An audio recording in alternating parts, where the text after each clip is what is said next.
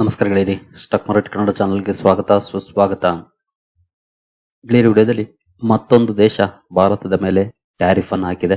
ಆ ದೇಶ ಯಾವುದು, ಎಷ್ಟು ಮಟ್ಟಿಗೆ ಅದರ ಇಂಪ್ಯಾಕ್ಟ್ ಇರುತ್ತೆ, ಯಾವ ಸೆಕ್ಟರ್ಗೆ ಸ್ಪೆಸಿಫಿಕ್ ಆಗಿ ಇಂಪ್ಯಾಕ್ಟ್ ಆಗುತ್ತೆ, ಇದ್ರ ಬಗ್ಗೆ ತಿಳ್ಕೊಳ್ಳೋಣ. ಜೊತೆಗೆ ಮಾರ್ಕೆಟ್ಗೆ ಸಂಬಂಧಪಟ್ಟಂತೆ ಇತರೆ ಬ್ರೇಕಿಂಗ್ ಸುದ್ದಿಗಳು ಕೂಡ ಇದ್ದಾವೆ, ಅವುಗಳ ಬಗ್ಗೆ ಕೂಡ ಒಂದಷ್ಟು ವಿಷಯವನ್ನ ತಿಳ್ಕೊಳ್ಳುವಂತ ಪ್ರಯತ್ನವನ್ನ ಮಾಡೋಣ. ಮೊದಲಿಗೆ ಡಿಸ್ಕ್ಲೇಮರ್ ಕೊಡ್ಲಿಕ್ಕೆ ಇಷ್ಟಪಡ್ತೇನೆ. ಇಲ್ಲಿ ಕವರ್ ಮಾಡ್ತಿರುವಂತ ಯಾವುದೇ ಸ್ಟಾಕ್ ಅನ್ನು ಕೂಡ ರೆಕಮೆಂಡ್ ಮಾಡ್ತಿಲ್ಲ. ನೀವು ಫರ್ದರ್ ಸ್ಟಡಿ ಮಾಡಿ ಡಿಸಿಷನ್ ತಗೊಳ್ಬಹುದು. ಆಸ್ ಎ ಎಜುಕೇಶನಲ್ ಪರ್ಪಸ್ ನಾನು ವಿಡಿಯೋ ಮುಂದೆ ತರ್ತಾ ಇದ್ದೀನಿ. ಹಾಗೆ account opening link description box ಅಲ್ಲಿ ಇರುತ್ತೆ, ಅದನ್ನ ಬಳಸ್ಕೊಂಡು ಅಕೌಂಟ್ ಓಪನ್ ಮಾಡಬಹುದು. ಹಾಗೆ ನಮ್ಮಿಂದ ಏನಾದ್ರೂ ಸರ್ವಿಸ್ ನೀವು ಎಕ್ಸ್ಪೆಕ್ಟ್ ಮಾಡ್ತಿದ್ದೀರಿ ಅಂತಂದ್ರೆ ಅಲ್ಲಿ ಒಂದಷ್ಟು ಪ್ರಶ್ನೆಗಳು ಕೂಡ ಇರುತ್ತೆ, ಅದನ್ನ ಫಿಲ್ ಮಾಡಿ ಮುಂದಿನ ದಿನಗಳಲ್ಲಿ ನಮಗೆ ಯಾವ ಸರ್ವಿಸ್ ನೀವೆಲ್ಲರೂ ರಿಕ್ವೆಸ್ಟ್ ಮಾಡ್ತಿರೋ ಜಾಸ್ತಿ ಅದನ್ನ ಕೊಡುವಂತ ಪ್ರಯತ್ನವನ್ನ ಮಾಡ್ತೀವಿ. ಹಾಗೆ ಅಕೌಂಟ್ ಓಪನ್ ಮಾಡುವಂತ ಸಂದರ್ಭದಲ್ಲಿ add funds and scheme selection section ಅಲ್ಲಿ ಪ್ರೀಮಿಯಂ ಅನ್ನ ಸೆಲೆಕ್ಟ್ ಮಾಡಿ TRX20 ಸೆಲೆಕ್ಟ್ ಮಾಡಿ. ಇಲ್ಲಿ ಬೈ ಡಿಫಾಲ್ಟ್ ಬೇರೆ ಯಾವ್ದಾದ್ರು ಇದ್ರೆ ಅದನ್ನ ಚೇಂಜ್ ಮಾಡಿ TRX20 ಚೂಸ್ ಮಾಡಿ. ಇದು ಫ್ರೀ ಅಕೌಂಟ್ ಆಗಿರುತ್ತೆ. ಹಾಗೆ ನಮ್ಮಿಂದ ಏನಾದ್ರೂ ಸರ್ವಿಸ್ ಬಯಸ್ತೀವಿ ಅಂತಂದ್ರೆ ಖಂಡಿತ ಅಕೌಂಟ್ ಇರೋದು ಬಹಳ ಮುಖ್ಯ ಆಗುತ್ತೆ. ಮೊತಿಲಾಲ್ ಓಸ್ವಾಲ್ ಜೊತೆ ನಾವು ಟೈಅಪ್ ಅನ್ನ ಮಾಡ್ಕೊಂಡಿರೋದ್ರಿಂದ ಅಲ್ಲಿ ಅಕೌಂಟ್ ಇದ್ರೆ ಮಾತ್ರ ಸರ್ವಿಸಸ್ ಸಿಗೋದು. ಹಾಗೆ 21ನೇ ತಾರೀಕಿನ ಇವೆಂಟ್ ಗೆ ಯಾರೆಲ್ಲ ರಿಜಿಸ್ಟರ್ ಆಗಿದ್ದೀರೋ ಅಷ್ಟರಲ್ಲಿ ನಿಮ್ಮ ಅಕೌಂಟ್ ಅನ್ನ ಓಪನ್ ಮಾಡ್ಕೊಂಡು ರೆಡಿ ಇಟ್ಕೊಳ್ಳಿ, ಮಿಸ್ ಮಾಡದೆ. ಮುಂದುವರಿಯೋಣ, ಟ್ಯಾರಿಫ್ ಕಡೆ ಬರೋಣ. ಟ್ಯಾರಿಫ್ ಅನ್ನುವಂತ ಪದ ಕಳೆದ ನವೆಂಬರ್ ಇಂದ ಸಾಕಷ್ಟು ಸದ್ದು ಮಾಡಿದೆ. ಟ್ಯಾರಿಫ್ ಟ್ಯಾರಿಫ್ ಟ್ಯಾರಿಫ್ ಅಂತ ತುಂಬಾನೇ ಕೇಳಿದ್ವಿ. ನಮ್ಮ ಮಾರ್ಕೆಟ್ ನ ಸ್ವಲ್ಪ ಇಂಡಿ ಇಪ್ಪೆ ಮಾಡಿದೆ ಅಂತಾನೆ ಹೇಳ್ಬೋದು ಈ ಒಂದು ಪದ. ಯಾಕಂದ್ರೆ ದೊಡ್ಡ ದೊಡ್ಡ ಒಳ್ಳೆ ಸುದ್ದಿಗಳು ಬಂದ್ರೂ ಕೂಡ ಮಾರ್ಕೆಟ್ ಅಪ್ ಆಗಿಲ್ಲ. ಅದಕ್ಕೆ ಟ್ಯಾರಿಫ್ ಒಂದೇ ಕಾರಣ ಅಂತ ಹೇಳಕ್ ಆಗೋದಿಲ್ಲ. ಓವರ್ ವ್ಯಾಲ್ಯೂಯೇಷನ್, ನಂತರ ಬೇರೆ ಮಾರ್ಕೆಟ್ ಅಲ್ಲಿರುವಂತಹ ಅಪರ್ಚುನಿಟೀಸ್, ಹೀಗೆ ಇನ್ನು ಕೆಲವು ಕಾರಣಗಳಿರಬಹುದು. ಬಟ್ ಟ್ಯಾರಿಫ್ ಅಂಡರ್ ಪರ್ಫಾರ್ಮೆನ್ಸ್ ಗೆ ಕಾರಣ ಆಗಿದೆ ಅಂತಾನೆ ಹೇಳ್ಬೋದು. ಇಷ್ಟು ದಿನ ನಮ್ಮ ಟ್ರಂಪ್ ಅಣ್ಣನ ಕಡೆಗಿಂದ ಈ ಟ್ಯಾರಿಫ್ ಸುದ್ದಿಗಳು ಬರ್ತಾ ಇತ್ತು, ನಮ್ಮ ಮಾರ್ಕೆಟ್ ನ ಮೇಲೆ ಪ್ರೆಷರ್ ಅನ್ನ ಕ್ರಿಯೇಟ್ ಮಾಡ್ತಾ ಇತ್ತು. ಆದ್ರೆ ಈಗ ಇನ್ನೂ ಒಂದು ದೇಶ ಟ್ರಂಪ್ ಅಣ್ಣನ ಜೊತೆಗೆ ಸೇರ್ಕೊಂಡಿದೆ. ಆ ದೇಶ ಯಾವುದು ಅಂತ ನಾವು ನೋಡೋದಾದ್ರೆ ಮೆಕ್ಸಿಕೋ ನೋಡಬಹುದು. Mexico to impose new tariffs on goods from China India. ಇದು ಭಾರತದ ಗೂಡ್ಸ್ ಮೇಲೆ ಮಾತ್ರ ಅಲ್ಲ, ಏಷ್ಯಾದ ಹಲವು ದೇಶಗಳ ಗೂಡ್ಸ್ ನ ಮೇಲೆ ಟ್ಯಾರಿಫ್ ಅನ್ನ ಅನೌನ್ಸ್ ಮಾಡುತ್ತಿದ್ದಾರೆ. ನೋಡಬಹುದು, ಅದರಲ್ಲೂ ಭಾರತದ ಗೂಡ್ಸ್ ಮೇಲೆ ಅಪ್ ಟು 50% ಟ್ಯಾರಿಫ್ ಅನ್ನ ಹಾಕುವಂತ ನಿರ್ಧಾರವನ್ನ ಮಾಡಿದ್ದಾರೆ. ನೋಡಬಹುದು, Mexico slabs 50% tariffs on India, $1 billion exports in cross sides. ಎಲ್ಲೂ ಕೂಡ ನೋಡಬಹುದು, Mexico approves up to 50% tariffs on India. ಎಲ್ಲಾ ಕಡೆ ಹೆಡ್ಲೈನ್ ಅದೇ ನೋಡ್ಲಿಕ್ಕೆ ಕಾಣ್ತಾ ಇದೆ. ಹಾಗಾದ್ರೆ ಇವರ ನಮ್ಮ ನಡುವೆ ವ್ಯಾಪಾರ ಎಷ್ಟಿದೆ, ಯಾವ ಸೆಕ್ಟರ್ ಅಲ್ಲಿ ಹೆಚ್ಚು ವ್ಯವಹಾರ ನಡೀತಾ ಇದೆ, ಹೆಚ್ಚಿನ ಎಕ್ಸ್ಪೋರ್ಟ್ ಯಾವ ಸೆಕ್ಟರ್ ಇಂದ ನಡೀತಾ ಇದೆ, ನಾಳೆ ಮಾರ್ಕೆಟ್ ಅಲ್ಲಿ ಏನಾದ್ರೂ ನೆಗೆಟಿವ್ ರಿಯಾಕ್ಷನ್ ಬಂದ್ರೆ ಎಸ್ಪೆಷಲಿ ಯಾವ ಸೆಕ್ಟರ್ ಅಲ್ಲಿ ಬರಬಹುದು ಅನ್ನೋದನ್ನ ನೋಡೋದಾದ್ರೆ ನೋಡಬಹುದು, ಇಲ್ಲೇ ಸಮ್ಮರಿನಲ್ಲೇ ಇದೆ. New duties threaten India's fastest growing auto export market, yet to strongholds in aluminum, tiles and tractors could soften the blow.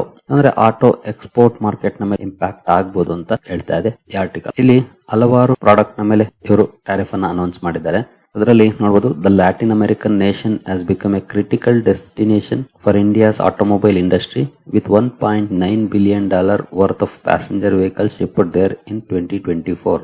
2024ರಲ್ಲಿ $1.9 billion ಮೊತ್ತದ ಪ್ಯಾಸೆಂಜರ್ ವೆಹಿಕಲ್ಸ್ ಮೆಕ್ಸಿಕೋ ಹೋಗಿದೆ ಭಾರತದಿಂದ, making it India's largest car export market. One of the largest car export market ಆಗಿದೆ. ಅದರಲ್ಲೂ ಕೆಲವು passenger vehicles models over 20% of exports are routed to Mexico, leaving the segment highly exposed to policy shocks. ಅಂದ್ರೆ ಸ್ವಲ್ಪ ಹೆಚ್ಚಿನ ಪ್ರಮಾಣದ market share ಅನ್ನು ಹೊಂದಿದೆ ಅಂತಾನೆ ಹೇಳ್ಬೋದು ಮೆಕ್ಸಿಕೋ ಭಾರತದ ಪ್ಯಾಸೆಂಜರ್ ವೆಹಿಕಲ್ ಸೆಗ್ಮೆಂಟ್ ಗೆ. ನೋಡಬಹುದು, ಡಿಸೆಂಬರ್ 10ನೇ ತಾರೀಕು ಅಂದ್ರೆ ನಿನ್ನೆ Mexico senate approved a plan to impose tariffs of up to 50% on autos and auto parts, textiles, clothing, plastics and steel originating from countries with which it has no trade agreement. ಅಂದ್ರೆ ಯಾವ ದೇಶದ ಜೊತೆ trade agreement ಇಲ್ವೋ ಆ ದೇಶದ product ಗಳ ಮೇಲೆ up to 50% tariff ಅನ್ನ ಹಾಕಿದ್ದಾರೆ.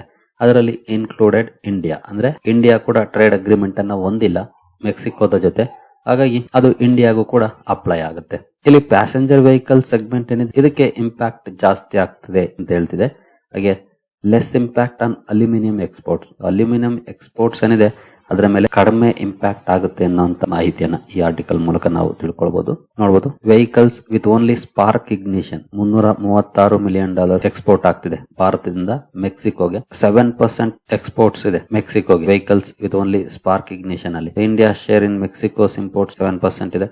ಮೋಟಾರ್ ಸೈಕಲ್ಸ್ ಅಲ್ಲಿ ನೋಡಬಹುದು $325 million 13% ಇದೆ. ಮೆಕ್ಸಿಕೋ ಇಂಪೋರ್ಟ್ ಅಲ್ಲಿ 24% ಇದೆ ಭಾರತದಿಂದ ಹೋಗ್ತಿರೋದು ಮೋಟಾರ್ ಸೈಕಲ್ಸ್. ಇನ್ನು ವೆಹಿಕಲ್ ಪಾರ್ಟ್ಸ್ ಹೀಗೆ ಸಾಕಷ್ಟಿದೆ ನೋಡಬಹುದು. Vehicles with only spark ignition different types ಇದೆ, ಇಲ್ಲಿ ಸುಮಾರು ಇದೆ ನೋಡಬಹುದು. ಇನ್ನು ಅಲ್ಯೂಮಿನಿಯಂ ಅನ್ರೌಟ್ ಅಲಾಯ್ಸ್ ಕೂಡ ಇದೆ, $155 ಮಿಲಿಯನ್. ಇನ್ನು ಸೆರಾಮಿಕ್ ಟೈಲ್ಸ್, ಫ್ಲಾಗ್ಸ್, ಪೇವಿಂಗ್, ಟ್ರಾಕ್ಟರ್ಸ್ ಇದೆ. ಇವುಗಳ ಮೇಲೆ ಅಷ್ಟು ಇಂಪ್ಯಾಕ್ಟ್ ಆಗಲ್ಲ ಅಂತ ನಾವು ಸಮ್ಮರಿಯಲ್ಲೇ ನೋಡಿದ್ವಿ, ಬಟ್ ಸ್ಟಿಲ್ ವಾಚ್ ಮಾಡ್ಬೇಕಾಗತ್ತೆ.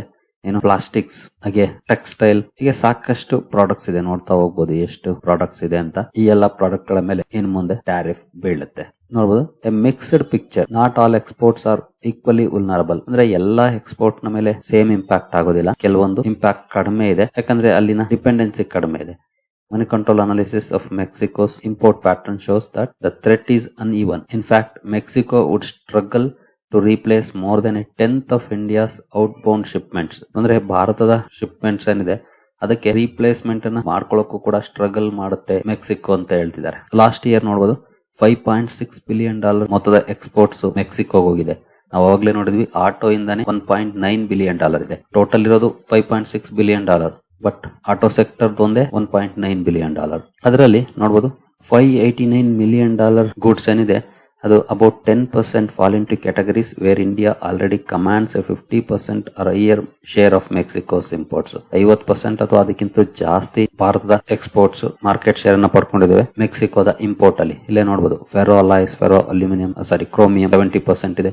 Spices, come in seeds, neither, crush 99% ಇದೆ. ಸೊ ಇಂಥವನ್ನ ರೀಪ್ಲೇಸ್ ಮಾಡೋದಕ್ಕೆ ಕಷ್ಟ ಅವರುಗಳಿಗೆ. 45, 50, 60 ರೀತಿ ಇರೋಂಥವು ನೋಡಬಹುದು. ಆರ್ಗಾನಿಕ್ ಕಾಂಪೌಂಡ್ಸ್ 89% ಇದೆ. Tractors 65%, ceramic tiles 52%. ಇವುಗಳ ಮೇಲೆ ಇಂಪ್ಯಾಕ್ಟ್ ಕಡಿಮೆ ಆಗ್ಬೋದು ಅಂತ ಹೇಳ್ತಿದ್ದಾರೆ. ಈವನ್ ಅಲ್ಯೂಮಿನಿಯಂ ಕೂಡ 54% ಇದೆ. 50 ಅಥವಾ ಅಬೌವ್ ಅವೆಲ್ಲ ಮಾರ್ಕೆಟ್ ಶೇರ್ ಇದೆ ಮೆಕ್ಸಿಕೋ ಇಂಪೋರ್ಟ್ ಅಲ್ಲಿ ಭಾರತದ್ದು. ಅವುಗಳಲ್ಲಿ ಇಂಪ್ಯಾಕ್ಟ್ ಕಡಿಮೆ, ಅದಕ್ಕಿಂತ ಕಡಿಮೆ ಇರೋನ ಈಸಿಯಾಗಿ ಅವರು ರೀಪ್ಲೇಸ್ ಮಾಡ್ಕೊಳ್ಳಕ್ಕೆ ಸಾಧ್ಯ ಆಗುತ್ತೆ, ಯಾಕಂದ್ರೆ ಬೇರೆ ಬೇರೆ ಪ್ರಾಡಕ್ಟ್ಸ್ ಈಗಾಗಲೇ ಬೇರೆ ಬೇರೆ ಕಂಟ್ರೀಸ್ ಸಪ್ಲೈ ಮಾಡ್ತಿದ್ದಾವೆ. ಹಾಗೆ ಮೆಕ್ಸಿಕೋದ ಜೊತೆ ಟ್ರೇಡ್ ಡೀಲ್ ಯಾವ್ದಾದ್ರು ದೇಶ ಮಾಡ್ಕೊಂಡಿದ್ರೆ ಅವ್ರಿಗೆ ಅಷ್ಟೊಂದು ಇಂಪ್ಯಾಕ್ಟ್ ಆಗಲ್ಲ. ಹಾಗಾಗಿ ಅಲ್ಲಿಂದ ಈಸಿಯಾಗಿ ರೀಪ್ಲೇಸ್ ಮಾಡ್ಕೊಳ್ಬಹುದು. ಎಲ್ಲೆಲ್ಲ 50% ಗಿಂತ ಜಾಸ್ತಿ ಮಾರ್ಕೆಟ್ ಶೇರ್ ಇದೆ ಅಲ್ಲಿ ರೀಪ್ಲೇಸ್ ಮಾಡಕ್ಕೆ ಕಷ್ಟ ಆಗುತ್ತೆ ಅಂತ ಹೇಳ್ತಿದ್ದಾರೆ. ಬೇಕಿದ್ರೆ ಇದು ಆರ್ಟಿಕಲ್ ಮನಿ ಕಂಟ್ರೋಲ್ ಅಲ್ಲಿ ಸಿಗುತ್ತೆ, ಒಂದ್ಸಲ ಚೆಕ್ ಮಾಡ್ಕೊಳ್ಳಿ ಯಾವೆಲ್ಲ ಪ್ರಾಡಕ್ಟ್ಸ್ ಇದೆ ಅಂತ. ನಾಳೆ ಸ್ಟಾಕ್ ಗಳನ್ನ ವಾಚ್ ಮಾಡೋಕ್ಕೂ ಕೂಡ ಈಸಿ ಆಗುತ್ತೆ. ಇಲ್ಲೂ ನೋಡಬಹುದು India's dominance is even more pronounced in certain tractor segment. Tractor segment ಕೂಡ ಡಾಮಿನೆನ್ಸ್ ಪೊಸಿಷನ್ ಅನ್ನ ಹೊಂದಿದೆ, ಯಾಕಂದ್ರೆ ಶೇರ್ ನೋಡಬಹುದು 64% ಇದೆ. Leaving Mexico with limited options to diversify quickly. ಅಂದ್ರೆ ಲಾಂಗ್ ರನ್ ಅಲ್ಲಿ ಅವರು ಡೈವರ್ಸಿಫೈ ಮಾಡಬಹುದೇನೋ, ಬಟ್ ಇಮಿಡಿಯೇಟ್ ಡೈವರ್ಸಿಫಿಕೇಶನ್ ಗೆ ಕಷ್ಟ ಅಂತ ಹೇಳ್ತಿದ್ದಾರೆ. ಹಾಗಾಗಿ ಅವ್ರೇನಿಲ್ಲ ಅಂದ್ರೆ ರಿಪ್ಲೇಸ್ಮೆಂಟ್ ಇಲ್ಲ ಅಂದಾಗ ತಲೆ ಕೆಡಿಸ್ಕೊಳಕ್ ಹೋಗೋದಿಲ್ಲ. ಪ್ರಾಡಕ್ಟ್ ಪವರ್ ಅಥವಾ ಪ್ರೈಸಿಂಗ್ ಪವರ್ ಅಂತ ಹೇಳೋದಕ್ಕೆ ಮಾರ್ಕೆಟ್ ಶೇರ್ ಚೆನ್ನಾಗಿದ್ದಾಗ ಪ್ರೈಸಿಂಗ್ ಪವರ್ ಚೆನ್ನಾಗಿರುತ್ತೆ. ಪ್ರೈಸ್ ಹೈಕ್ ಮಾಡ್ತಾರ ಅಷ್ಟೇ, ಟ್ಯಾರಿಫ್ ಜಾಸ್ತಿ ಮಾಡೋದಷ್ಟನ್ನ. ಒಟ್ಟಿನಲ್ಲಿ ಮತ್ತೊಂದು ದೇಶ ಆಗ್ತಾ ಇದೆ, ಬಟ್ ದೊಡ್ಡ ಮಟ್ಟದ ಮಾರ್ಕೆಟ್ ಶೇರ್ ಏನಿಲ್ಲ. ಅಂದ್ರೆ ಎಕ್ಸ್ಪೋರ್ಟ್ ವಿಚಾರದಲ್ಲಿ 5.9 ಅಥವಾ 6 ಅಥವಾ ಬಿಲೋ $10 ಬಿಲಿಯನ್ ಇರುವಂತದ್ದು. ಬಟ್ ಸ್ಪೆಸಿಫಿಕ್ ಸೆಕ್ಟರ್ಸ್ಗೆ ಒಂದಷ್ಟು ಇಂಪ್ಯಾಕ್ಟ್ ಅಂತೂ ಅದೇ ಆಗುತ್ತೆ. ಮುಂದಿನ ದಿನಗಳಲ್ಲಿ ಭಾರತ ಕೂಡ ಟ್ರೇಡ್ ಡೀಲ್ ಅನ್ನ ಮಾಡ್ಕೊಂಡ್ರೆ, ಅವರ ಜೊತೆ ಕೂಡ ಟ್ರೇಡ್ ಅಗ್ರಿಮೆಂಟ್ ಅನ್ನ ಮಾಡ್ಕೊಂಡ್ರೆ ಅದು ಸುಲಭ ಕೂಡ ಆಗುತ್ತೆ. ಯಾಕಂದ್ರೆ ಈಗಾಗಲೇ ಹಲವು ದೇಶಗಳೊಂದಿಗೆ ಮಾತುಕತೆಗಳು ನಡೀತಾ ಇದೆ. EU ಜೊತೆ ನಡೀತಿದೆ, ಜಪಾನ್ ಜೊತೆ ಒಂದಷ್ಟು ಮಾತುಕತೆಗಳು ನಡೀತಿದೆ, ಇಸ್ರೇಲ್ ಜೊತೆ ನಡೀತಿದೆ. ಸಾಕಷ್ಟು ದೇಶಗಳ ಜೊತೆ ಈಗಾಗಲೇ ಮಾತುಕತೆಗಳು ನಡೀತಿದೆ ಟ್ರೇಡ್ ಅಗ್ರಿಮೆಂಟ್ ಗೆ ಸಂಬಂಧಪಟ್ಟಂತೆ. ಬಹುಶಃ ಇಲ್ಲೂ ಕೂಡ ಇವತ್ತಲ್ಲ ನಾಳೆ ಅಗ್ರಿಮೆಂಟ್ ಆಗುತ್ತೆ. ಅಲ್ಲಿವರೆಗೂ ಒಂದಷ್ಟು ಇಂಪ್ಯಾಕ್ಟ್ ಆಗುವಂತ ಸಾಧ್ಯತೆಗಳು ಇದ್ದೇ ಇದೆ. ಕೆಲವು ಸೆಕ್ಟರ್ಸ್ಗೆ, ಎಸ್ಪೆಷಲಿ ಎಕ್ಸ್ಪೋರ್ಟ್ ಓರಿಯೆಂಟೆಡ್ ಬಿಸ್ನೆಸಸ್ಗೆ ಒಂದಷ್ಟು ಇಂಪ್ಯಾಕ್ಟ್ ಆಗುತ್ತೆ ಮೆಕ್ಸಿಕೋಗೆ ಎಕ್ಸ್ಪೋರ್ಟ್ ಮಾಡ್ತಾ ಇದ್ರೆ. ಡೊಮೆಸ್ಟಿಕ್ ಬಿಸ್ನೆಸಸ್ಗೆ ಯಾವುದೇ ರೀತಿಯ ಇಂಪ್ಯಾಕ್ಟ್ ಇರೋದಿಲ್ಲ, ಬಟ್ ಕಾಸ್ಕೇಡಿಂಗ್ ಇಂಪ್ಯಾಕ್ಟ್ ಇರುತ್ತೆ. ನೆಗೆಟಿವ್ ಸೆಂಟಿಮೆಂಟ್ ಮಾರ್ಕೆಟ್ ಅಲ್ಲಿ ಇದ್ರೆ ಡೊಮೆಸ್ಟಿಕ್ ಲೆವೆಲ್ ಅಲ್ಲಿ ಬಿಸ್ನೆಸ್ ಮಾಡುವಂತ ಕಂಪನೀಸ್ ಕೂಡ ಪ್ರೆಷರ್ ಗೆ ಬೀಳ್ತಾರೆ. ಆ ರೀತಿಯ ಇಂಪ್ಯಾಕ್ಟ್ ಇದ್ದೇ ಇರುತ್ತೆ, ಬಟ್ ಬಿಸ್ನೆಸ್ ಮೇಲೆ ಇಂಪ್ಯಾಕ್ಟ್ ಕಡಿಮೆ ಇರುತ್ತೆ. ಇನ್ನು ಇವತ್ತು ಆಂಫಿ ಮಂತ್ಲಿ ಡೇಟಾ ರಿಲೀಸ್ ಮಾಡಿದೆ, SIP ಇನ್ಫ್ಲೋಸ್ ಡೇಟಾ ರಿಲೀಸ್ ಮಾಡಿದೆ, ಹಾಗೆ ಈಕ್ವಿಟಿ ಇನ್ಫ್ಲೋದ ಡೇಟಾ ಕೂಡ ರಿಲೀಸ್ ಆಗಿದೆ. ನೋಡಬಹುದು AMFI data. Equity mutual fund inflows jump 21% month on month to ₹29,911 crore in November. Equity mutual fund inflow ಚೆನ್ನಾಗಿ ಇಂಪ್ರೂವ್ ಆಗಿದೆ ನವೆಂಬರ್ ಅಲ್ಲಿ. ಎಸ್ಪೆಷಲಿ ಮಾರ್ಕೆಟ್ಸ್ ಯಾವಾಗ ಅಂಡರ್ ಪರ್ಫಾರ್ಮೆನ್ಸ್ ಮಾಡ್ತೋ ಒಂದಷ್ಟು ಲೋ ಲೆವೆಲ್ ಅಲ್ಲಿ ಜನ ಈಕ್ವಿಟಿಗೆ ಇನ್ಫ್ಲೋನ ಕೊಟ್ಟಿದ್ದಾರೆ ಅಂತಾನೆ ಹೇಳ್ಬೋದು. ಎಲ್ಲಿ ಯಾವ ರೀತಿ ಪರ್ಫಾರ್ಮೆನ್ಸ್ ಇದೆ ಅಂತ ನೋಡಿದ್ರೆ ಮಲ್ಟಿ ಕ್ಯಾಪ್ ಅಲ್ಲಿ ನೋಡಬಹುದು ನೆಟ್ ಇನ್ಫ್ಲೋ ಪಾಸಿಟಿವ್ ಇರುವಂತದ್ದು 2,462 ಕೋಟಿ. ಲಾರ್ಜ್ ಕ್ಯಾಪ್ ಫಂಡ್ 1,639 ಕೋಟಿ ಅಪ್ ಆಗಿದೆ ಮಂತ್ ಆನ್ ಮಂತ್ ಇಂದಿನ ತಿಂಗಳಿಗೆ ಹೋಲಿಸಿದ್ರೆ. ಇನ್ನು ಲಾರ್ಜ್ ಅಂಡ್ ಮಿಡ್ ಕ್ಯಾಪ್ 4,503 ಕೋಟಿ, ಮಿಡ್ ಕ್ಯಾಪ್ ಫಂಡ್ 4,486 ಕೋಟಿ, ಸ್ಮಾಲ್ ಕ್ಯಾಪ್ ಫಂಡ್ 4,406 ಕೋಟಿ. ಡಿವಿಡೆಂಡ್ ಈಲ್ಡ್ ಫಂಡ್ ಅಲ್ಲಿ 277 ಕೋಟಿ ಔಟ್ಫ್ಲೋ ಹೋಗಿದೆ. ವ್ಯಾಲ್ಯೂ ಫಂಡ್ ಅಥವಾ ಕಾಂಟ್ರಾ ಫಂಡ್ ಅಲ್ಲಿ 1,219 ಕೋಟಿ ಇದೆ, ಅಂದ್ರೆ ಬಂದಿದೆ ನವೆಂಬರ್ ಅಲ್ಲಿ. ಫೋಕಸ್ಡ್ ಫಂಡ್ಸ್ ಗೆ 2,039 ಕೋಟಿ ಬಂದಿದೆ. ಸೆಕ್ಟೋರಲ್ ಥೆಮ್ಯಾಟಿಕ್ ಫಂಡ್ಸ್ ಗೆ 1,864 ಕೋಟಿ ಬಂದಿದೆ. ELSS 570 ಕೋಟಿ ಔಟ್ಫ್ಲೋ ಹೋಗಿದೆ. ಫ್ಲೆಕ್ಸಿ ಕ್ಯಾಪ್ಗೆ 8,135 ಕೋಟಿ ಬಂದಿದೆ. ಫ್ಲೆಕ್ಸಿ ಕ್ಯಾಪ್ಗೆ ತುಂಬಾ ಒಳ್ಳೆ ಇನ್ಫ್ಲೋ ಬರ್ತಾ ಇದೆ ಅಂತ ಹೇಳ್ಬೋದು. ಇದನ್ನ ನೋಡಿದ್ರೆ ಅಂದ್ರೆ ಜನರಿಗೆ ಈಗ ಅರ್ಥ ಆಗಿದೆ ಮಾರ್ಕೆಟ್ ಬಗ್ಗೆ. ಲಾಸ್ಟ್ 1 year ಅಲ್ಲಿ ಏನು ಪರ್ಫಾರ್ಮ್ ಮಾಡ್ತು, ಹಾಗಾಗಿ ಎಲ್ಲಾ ಸಮಯದಲ್ಲೂ ಒಂದೇ ತರ ಇದ್ರೆ ಆಗಲ್ಲ ಅಂತ.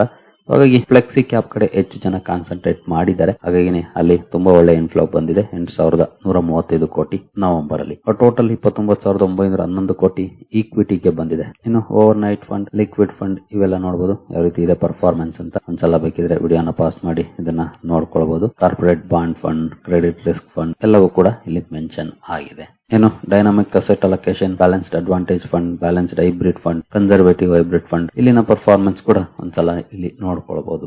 ಏನು ಇಂಡೆಕ್ಸ್ ಫಂಡ್ ವಿಚಾರಕ್ಕೆ ಬಂದ್ರೆ 1,726 ಕೋಟಿ ಪ್ಲಸ್ ಆಗಿದೆ ಹಿಂದಿನ ತಿಂಗಳಿಗೆ ಹೋಲಿಸಿದ್ರೆ. ಗೋಲ್ಡ್ ETF ಅಲ್ಲಿ ಜಾಸ್ತಿ ಆಗಿದೆ ನೋಡಬಹುದು.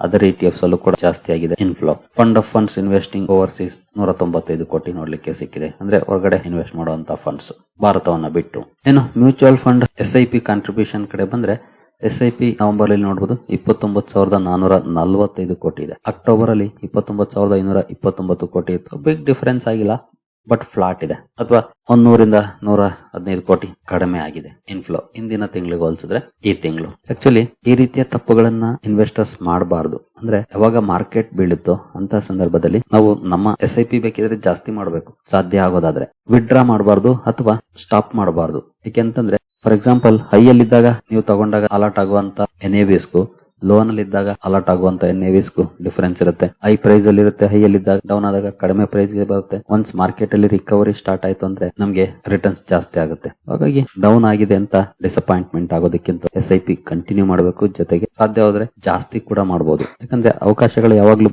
ಸಿಗೋದಿಲ್ಲ, ಬಂದಾಗ ಬಳಸ್ಕೊಳ್ಬೇಕು. ನೀವ್ಯಾರಾದ್ರೂ SIP ಮಾಡ್ತಾ ಇದ್ರೆ ಖಂಡಿತ ಸ್ಟಾಪ್ ಮಾಡಬೇಡಿ ಅಥವಾ ವಿಡ್ರಾ ಮಾಡಕ್ ಹೋಗ್ಬೇಡಿ, ಕಂಟಿನ್ಯೂ ಮಾಡಿ. ಮಾರ್ಕೆಟ್ ಪೀಕ್ ಅಲ್ಲಿ ಇದ್ದಾಗ ನೀವು ವಿಡ್ರಾ ಮಾಡಬೇಕು ಅಥವಾ ಸ್ಟಾಪ್ ಮಾಡಬೇಕು ಮಾಡೋದಾದ್ರೆ, ಮಾರ್ಕೆಟ್ ಡೌನ್ ಅಲ್ಲಿ ಇದ್ದಾಗ ಅಲ್ಲ. ಇನ್ನು ನೆಕ್ಸ್ಟ್ ಸುದ್ದಿ ಕಡೆ ನಾವು ಬರೋದಾದ್ರೆ PM Modi speaks with Trump, discuss defence, tech and Indo Pacific security. Narendra Modi ಹಾಗೂ ಡೊನಾಲ್ಡ್ ಟ್ರಂಪ್ ಅವರು ಮಾತನಾಡಿರೋ ಬಗ್ಗೆ ಸುದ್ದಿಗಳು ಬರ್ತಾ ಇದೆ. ಫೋನ್ ಅಲ್ಲಿ ಡಿಫೆನ್ಸ್ ಬಗ್ಗೆ ಡಿಸ್ಕಷನ್ ಮಾಡಿದ್ದಾರೆ, ಟೆಕ್ ಬಗ್ಗೆ ಹಾಗೆ ಇಂಡೋ ಪ್ಯಾಸಿಫಿಕ್ ಸೆಕ್ಯೂರಿಟಿ ಬಗ್ಗೆ ಕೂಡ ಮಾತಾಡಿದ್ದಾರೆ ಅನ್ನುವಂತ ಸುದ್ದಿಗಳು ಬರ್ತಿದೆ. ಎಕ್ಸಾಕ್ಟ್ಲಿ ಏನ್ ಮಾತಾಡಿದ್ದಾರೆ ಅಂತ ಸುದ್ದಿ ಆಚೆ ಬರೋದಿಲ್ಲ. ಯೂಶುವಲಿ ಈ ರೀತಿ ಹೆಡ್ಲೈನ್ಸ್ ಬರುತ್ತೆ ಅಷ್ಟೇ. ಒಂದೊಳ್ಳೆ ಬೆಳವಣಿಗೆ, ಬಟ್ ಮಾರ್ಕೆಟ್ ವೇಟ್ ಮಾಡ್ತಿರೋದು ಟ್ರೇಡ್ ಡೀಲ್ಗೆ. ನೋಡೋಣ ಅದು ಯಾವಾಗ ಆಗುತ್ತೆ ಅಂತ. ಸರಿಗಳೇ, ನಿಮ್ಮೆಲ್ಲರಿಗಾದ್ರೂ ನಮ್ಮ ತರಬೇತಿ ಕಾರ್ಯಕ್ರಮದಲ್ಲಿ ಇಂಟ್ರೆಸ್ಟ್ ಇದ್ರೆ ಇಮೇಲ್ ಮೂಲಕ ಸಂಪರ್ಕ ಮಾಡಬಹುದು. ಸರಿಗಳೇ, ಈ ವಿಡಿಯೋ ನಿಮಗೆ ಇಷ್ಟ ಆಗಿದೆ ಅಂದ್ಕೊಳ್ತೀನಿ. ಮುಂದಿನ ವಿಡಿಯೋದಲ್ಲಿ ಸಿಗೋಣ. ಅಲ್ಲಿವರೆಗೂ ಜೈ ಹಿಂದ್, ಜೈ ಕರ್ನಾಟಕ.